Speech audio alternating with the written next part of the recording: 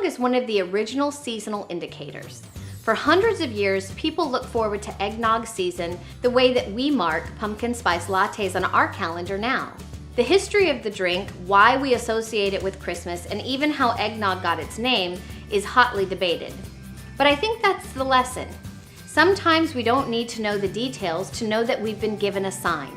Sometimes the most delicious things in life just are. Our job is to acknowledge and celebrate the special feelings and traditions as they come, and maybe to put our own creative spin on what life has given us. I know you'll love this eggnog French toast as much as my family does. Happy New Year.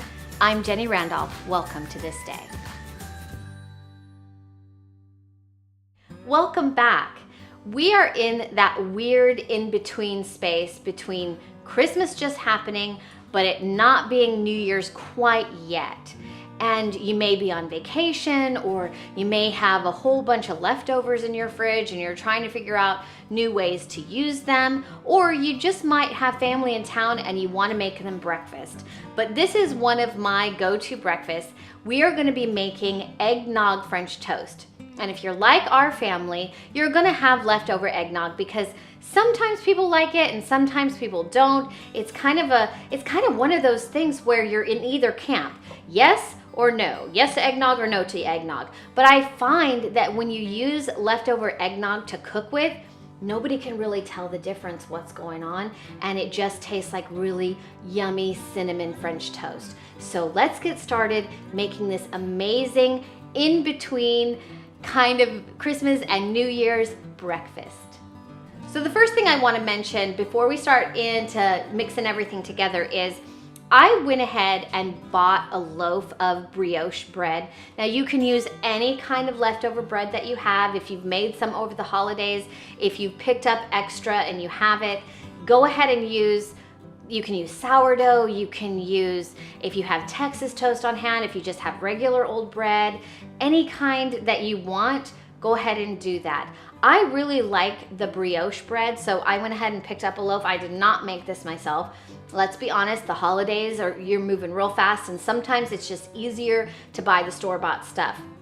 But any kind of bread that you want, this recipe makes about 10 slices or so that'll give you a really good estimate of how much you need to make and what you need to do, and if you need to double the batch because you have a really big crew to feed.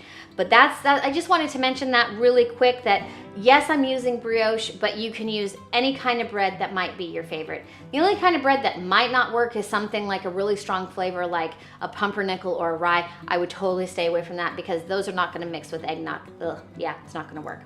So the first thing that we're going to want to do is take 4 eggs.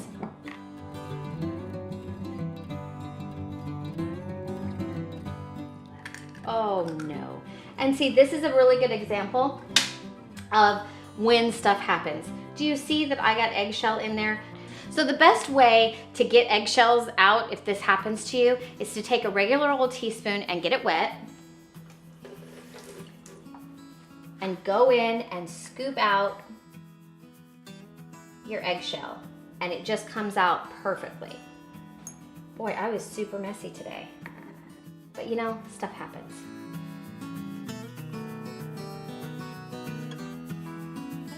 We're gonna give this a really good whisk. Now that we've scrambled those up a bit, we're gonna add 1 cup of eggnog, and here's where we get really fancy. I'm gonna add a tablespoon of our favorite rum. Now, if you do not want to use rum and you don't want to use alcohol in this mix, you can always use rum extract, and you're gonna want to have a half a teaspoon of rum extract. But our favorite is Gosling's. It is a really good Bermuda black rum, and it's just got a lovely spice, and I love to cook with this. It's also a really good drinking rum, but I really, really like this brand.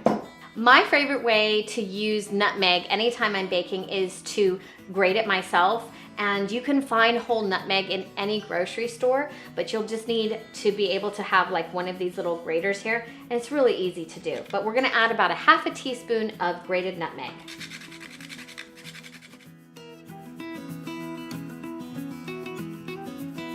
Doing it this way takes a little bit more work and a little bit more effort, but you can really smell the freshness of the nutmeg, and you're also gonna be able to tell when you're tasting this how fresh the nutmeg is. Now, because this recipe has very few ingredients, I mean, we've used egg, we've used eggnog, we did rum, and we did nutmeg, and we're basically done with this recipe at this point. So, you know, I mean, the fresher the ingredients that you have, the better your recipes, especially when they use few ingredients, are gonna turn out. So use good eggs, use good rum, use good eggnog, and do this step and use the fresh nutmeg because it really does make a difference. I'm a big believer in the fewer the ingredients, the better quality those ingredients need to be. Just gonna give that a really good mix. Now this is the part where you're gonna be able to use your senses a little bit. If this mixture seems a little bit too thick to you, add a little bit more eggnog. If it seems too thin for you, add another egg, and that'll balance it out. If you start to dip your bread in this mixture and it seems off to you, go ahead and switch it up. It's okay. This is simple, and it's trial and error. You're gonna figure it out. I think that these proportions generally work for me, so I bet they'll work for you too. That is really well mixed, and so we're ready to go. Now we're gonna go over to the stove and we're gonna start making this French toast, dipping it in and frying it on a pan, and I cannot wait for breakfast. So we're going to start with just putting a little bit of butter down there. And I always like to take a paper towel and sort of just run it right across there. We just want it to be just buttered enough. We don't want it too much. So we're gonna take the piece of bread and we're gonna dunk it both sides. Let the excess drip off a little bit. And then we're gonna place it on our hot pan.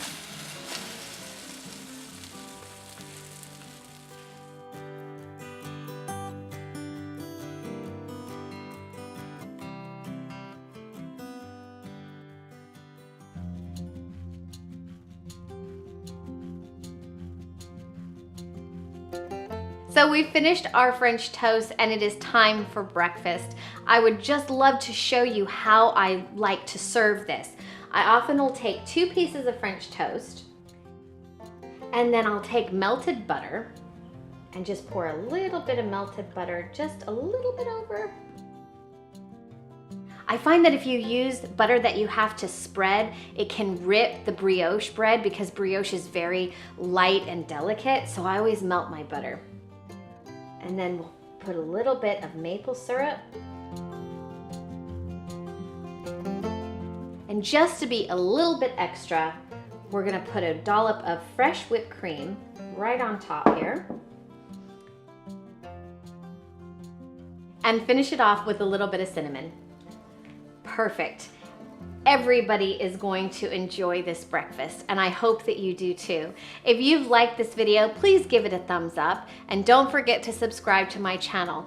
If you are already subscribed, thank you so much. It means the world to me. But I also want to let you know that you can hit that notification bell, and that way you'll be notified every time I have a new video. I hope that you have a very blessed new year, and I'll see you in 2019.